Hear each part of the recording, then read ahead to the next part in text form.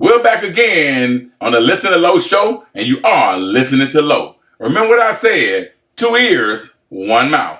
Because you never know what you might miss when you're listening to Low. The motivation quote of today is, you don't have to start to be great. You just got to be great to start. You got to have that great mindset. Soon as you wake up in the morning, get out of bed, jump off the covers, your mindset is about being the greatest. You look in the mirror and say, I'm the greatest. Right? When you get on your phone, your wallpaper should say, I'm the greatest. I know you're the greatest. You know you're the greatest. But you have to show other people that you're the greatest. But that mean I'm the greatest out of every athlete in the world? No, that's not what I'm talking about. Does that mean I'm the greatest father, greatest mother, greatest man, greatest woman in the whole world? No, that's not what I'm talking about. We're talking about being the greatest that you can be. You feel like you're the greatest, right?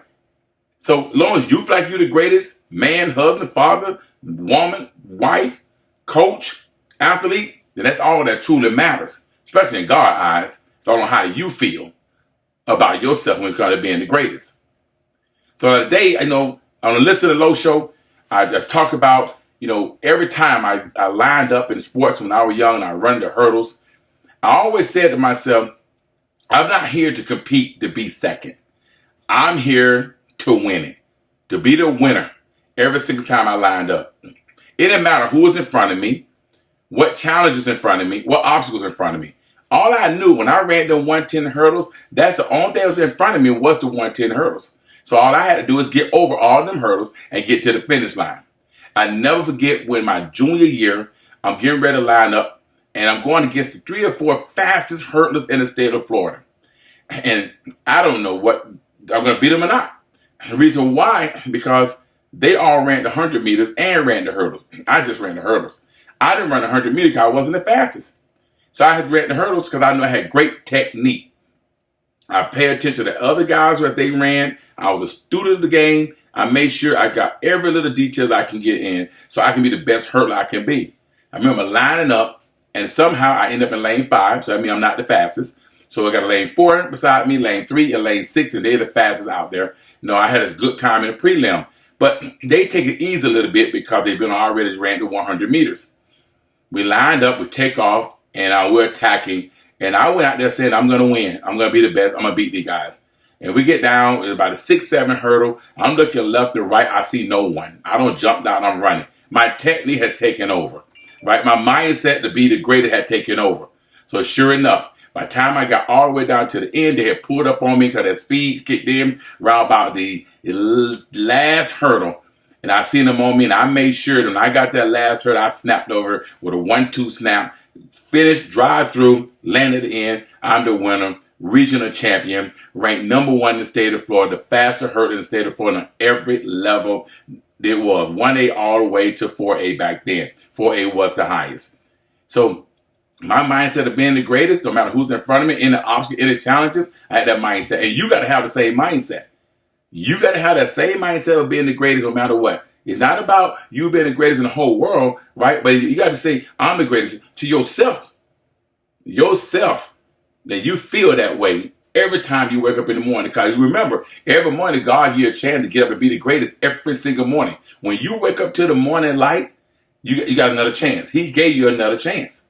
So that's the key. And I just want to get into it today with a Listen to Low show, because here's the thing about the mindset and the topic that we're going to get into today, right? Because if you don't be ready, if you're not ready, then you'll know what's going to come. So I'm always going through, I'm talking about man Tony Dungy. I'm going through the book Uncommon Life, Daily Challenges, and I'm looking through that book every week, looking for something that I can take and grab and elaborate on and apply it so everyone can understand and everyone can take heed of what I'm saying. The topic of the day is going to be ready for what may come. Are you ready for what may come? Are you ready? Or are you not ready? Are you sleeping? Or are you eating? Are you grinding? Or you're whining and complaining? Fast feet eat, slow feet sleep. What are you doing? Are you in the film room? Are you looking at some on the Google and check out some information that you can find out that can help your presentation at work? Are you reading a book about different patterns your kid can have, or about addictive patterns that they have that you're not recognizing? Are you doing your homework? Are you doing your research? Are you ready for what may come? Check this out. Listen to what this right here say. Wise people treasure knowledge, but the babbling of a fool invites disaster. When you're wise about everything, you're treasuring that knowledge. You're putting that knowledge in, and you're putting that knowledge to work. But when you're babbling and babbling and babbling, know what? You're doing inviting straight up disaster. So we want to make sure we treasure the moments, treasure the information that we get, treasuring the knowledge that comes, when you get it from the right people in the right place. When I read the book, and it was talking about a sportscaster and into the sports world, and how he was ready for what may come at all time, and what he went through and the process he went through before he got there and commentated on a football game or a basketball game or any type of sport. But basketball was his thing. So you might remember him. It's old school, but I want to read you something what it said. And this was in the book, Tony John, The Uncommon Life. It said, I have always enjoyed watching college basketball and listening to Bill Raftery broadcast games in a particular pleasure. His passion for coaches and players, as well as for the game itself, makes his commentary an enjoyable and entertaining play-by-play. So think about it. Who are you listening to that make you enjoy listening to him? Make you enjoy playing for him, make you enjoy watching him? Who are you listening to?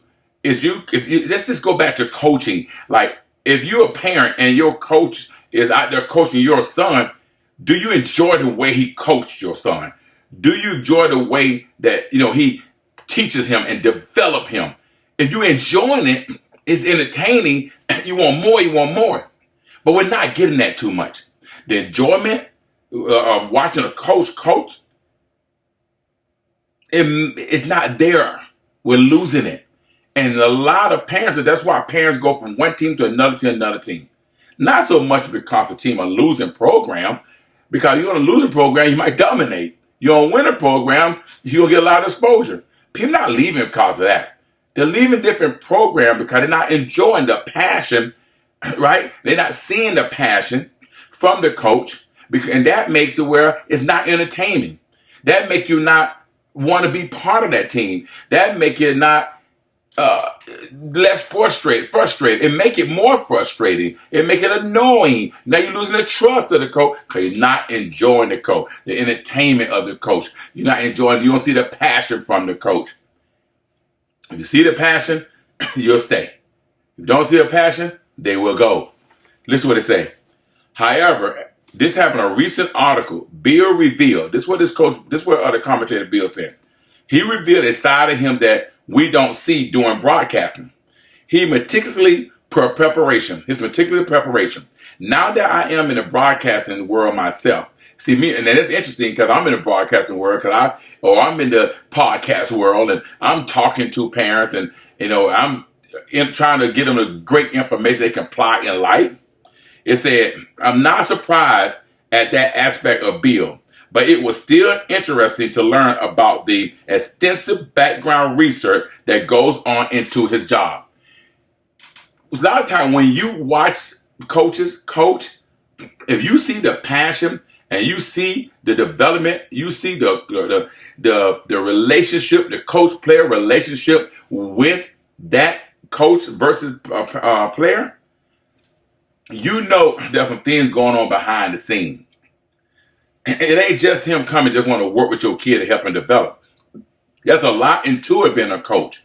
It's just like a lot into it being a boss. A lot of preparation, a lot of hard work, a lot of things behind the scene. So don't just look at what they're doing at practice. Sometimes you got to see what they're doing when they're at home. Sometimes, like, they got that phrase, you never know who watching, you never know what they're doing when they're not around you. Listen to this right here. Bill, and most coaches does this, a good coach like me, myself, this is what I did. Think Think about it.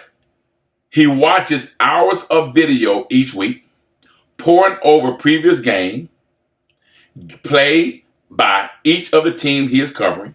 He talked to coaches and players and others around the sport, looking for insights on what teams and players will be doing during the game and why, their strength and weaknesses and their injury status. So that's the homework you have to do right there. So when that coach go home, he got to realize, okay, this day at practice, this he wasn't doing it, or he couldn't catch on to this play. He didn't have the heart to really hit somebody. He don't even know how to run the ball that well. Okay, he was limping at practice. He was hurt. He can't remember the plays. All that takes a factor and take place when you're a coach. So, or when they don't know their assignment, it affects the whole team. So all the work he's doing behind the scene is designed to make sure that his team can run like a well-oiled machine. Now, is it going to run like a well-oiled machine? That determines on the hard work and what he's doing behind the scene to bring forth on the scene. Think about that. Ask yourself, are you preparing? Are you watching film? Are you doing your homework? Are you getting information down? I was just talking about it one time. I was doing a show and we kept calling the guy number 5, number 1. And I'm like, do anybody know the man's name? Evidently, we didn't do our homework and research. Everybody make that error mistake. Well, I went to a football game the other day and I'm watching, and this high school, and the coach yelled out there, number 84. Wait a minute. How you don't know his name on varsity? You number 84, y'all one of the top teams around, and the coach yelling number 84. I done went to youth football games. Hey, number 12, number 15. You know it's a 6-7 game of the season. You still don't know his name? You still don't know what number he wear? I made sure I knew every kid name. And hey, if you ain't careful, I know the parent name, the kid name, and their friend's name, because that was the research and the homework I did, and that's the research and the homework we need to do. When I'm training kids, I call their name at least 10 times a piece. Whether it's 10 for good, 5 for good, 5 for bad, 1 good, 9 bad. They're going to hear their name. They know that I know their name. I'm paying attention. I want them to get better because I want to make sure we have a good coach and player relationship and that they can develop and they can get better. So ask yourself again when you go to practice today, do the coach know your kid's name or you just know his number? When the kid put on the jersey at the game, ask the coach to line all of them up and turn around and go by the back and look at the back and see if you know the number that matches to the name. Something to think about that. They're on the Listen and Low show. But check this out. And over 90% of all the information Bill gathered doesn't get used. Ooh. You get all that information. All the information you gather, and you ain't use it. You ain't use half the information you even gathered. So think about this here. That's part of the preparation though. Being ready for whatever may happen, it is applicable by staying. Knowing that some might be used, but most won't. It's not wasted time if it helps you prepare. And for now and for the future. And it also provides a level of comfort knowing that no matter what comes, you're already ready to deal with it because your preparation. Of course, a lot of people prepare and half the time, they don't even do half the stuff in the game. They have a whole game sheet. I remember one year, I was with this coach, this team, and I came out to help them out. And I'm looking at the practice, and not a lot of kids didn't come to practice either. And I'm out there, I'm like, okay, coach, what's the game plan? What you mean? I said, where's your sheet? Where's your script? When we're going to start? What's next? What we're rolling to? He didn't have no game plan. So how you going to go to practice and you don't have a game plan what you're going to do? Matter of fact, even if you have a game plan, can you do half of it? It's better than not doing nothing. That's my ESPN notification right there. Let me know that the broadcast is going to start. Because you are on the broadcast because you listen to little podcast. So all I'm saying is back to that right there is your preparation is key. You have to prepare not just in your head. You can't put it all in your head. You also got to have it on paper, have it on your phone, put in your notes, have a schedule, send it out to all the coaches. So I had to eventually get there, put a plan together, and run a full-fledged practice. And at the end of the practice, here's what they're saying. great practice, coach. Very structured, coach. We got better today, coach. Wow. Are you getting better? Are your team getting better? Because the biggest problem when the kids leave from youth sports to go to high school is time management and structure in a great system. So if you go and they don't understand time management and they don't have no structure and they're not in a systematic program, sometimes they get lost in the sauce. Yeah. And now when somebody come by and say, wait a minute, he dominated youth football, but now he's up here and nobody can't even find him. Whatever happened to him? Was he a bust? No, he wasn't a bust. He just wasn't prepared. He just wasn't used to being in a system. He just didn't understand structure. He just wasn't developed. That is the key. So how do we fix that? Simple. Have a system. Let's develop. Have some structure. Prepare them for that next level. So when they get there, it's an easy transition. I never remember I was coaching Okori Bulldogs. I haven't coached like 10 years. And my friend comes to, man, I want you to coach this team. You have a good group of boys. And anybody can coach them is going to be you to get them prepared for high school. I really didn't want to do it. My daughter playing volleyball, and I'm like, I just don't know. So I came back out because I knew times had changed. I'm old school, OG. So I came out and decided to go ahead and coach them. When right every practice, they couldn't even come in the gate unless they came as a team. They already knew the game plan because I sent it to them all in a text in a group mate. The coaches already had it on their phone. I still have it on my phone right now. And that was like 6 years ago. We had a plan. We had a system. It was all on paper. They knew that when I'm done with these boys, win or lose, we are going to have them ready. Sure enough, undefeated season, lost in the playoff, had a chance to come back to play for a national championship at Disney, and took third place. That's not bad for a guy who's been out of coaching for 10 years. And right now, today, when I go back and look at that group of kids, let me help you out right now. And that group of kids, and I may give them a shout on Listen to Low Show. You might even know who they are. Devin Jackson, TFA, committed to the Florida Gators.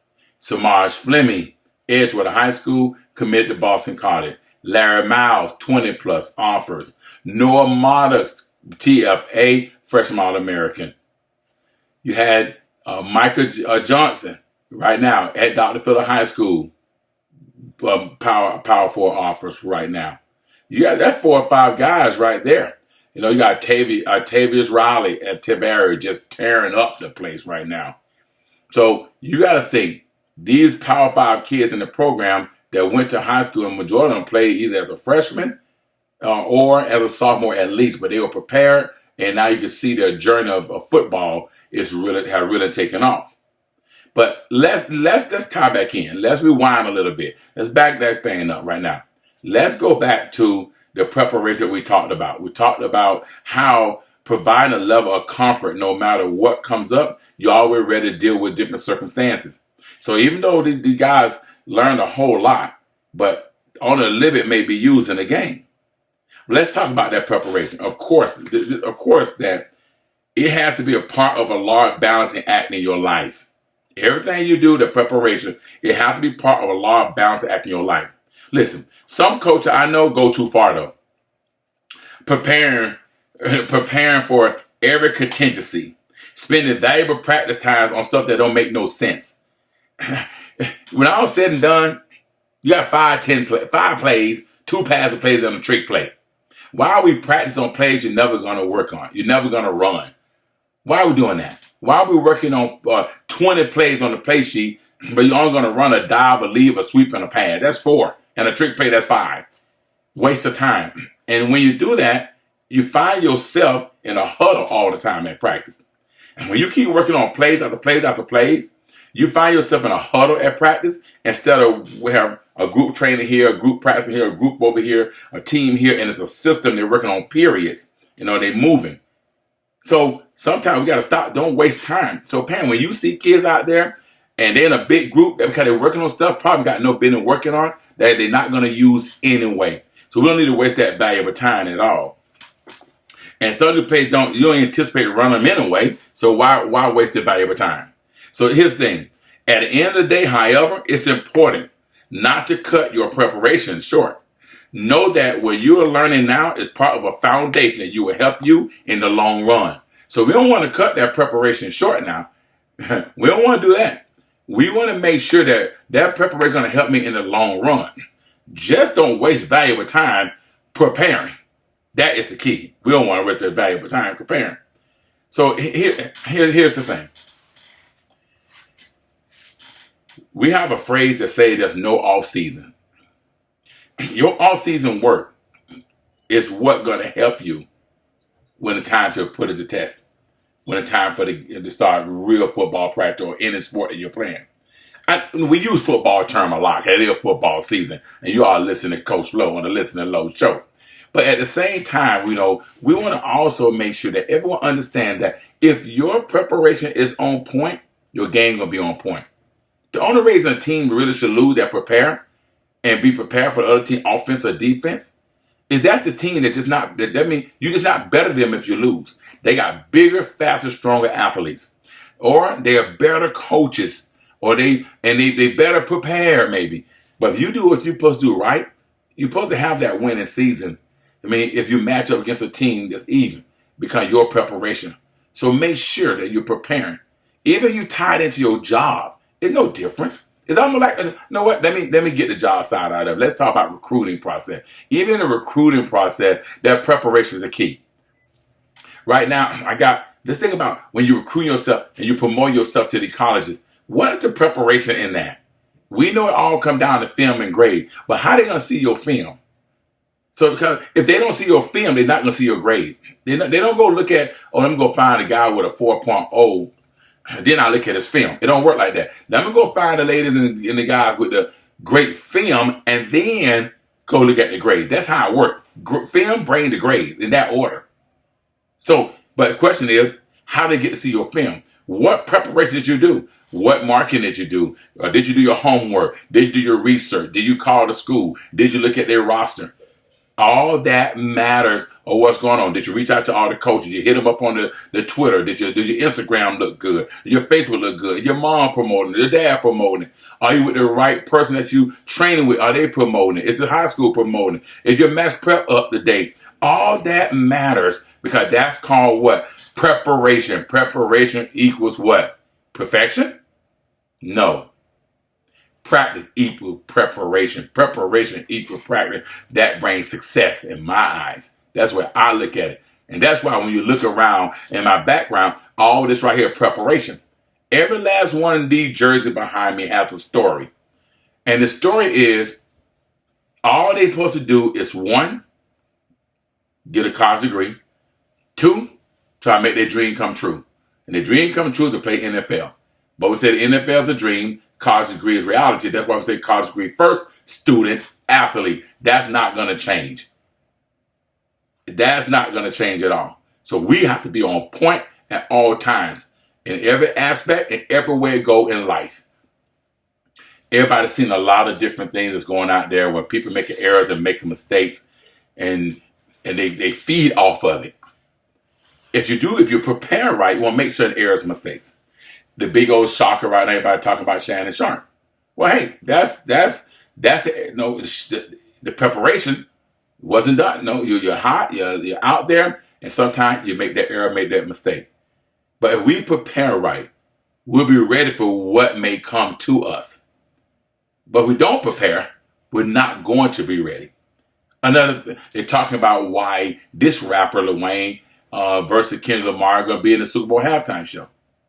Well, was he ready for what's going to come? Was they prepared? How to be a reason why we're choosing which way wrong. We're focusing and following the wrong thing instead of focus on how can all of us impact young kids, impact the world, impact the community. So there's so much going out there, and that's why I'm glad when I come to Listen to Low Show and I do this podcast, I'm glad you're on it so you can see the right focus, the right mindset. Because truly, the preparation for me is the key. Every morning, God give me another chance to wake up in the morning and do it all over again and again and again. Here's what the uncommon key talked about right here. Here's the uncommon key. And I want you to really listen to the uncommon key and break it down, and how this is going to apply to you, your family, and others. So much of what people devote their time to is urgent. Those fires they put out on any given day. Listen to me on the Listen to Low show. Spend time preparing for now for life. Spend time preparing now for life. Don't rush life. Life can come at you fast. Prepare now for life. Don't put it on the back burner. Live that American dream. How about that? Why do we retire? We still have a mortgage.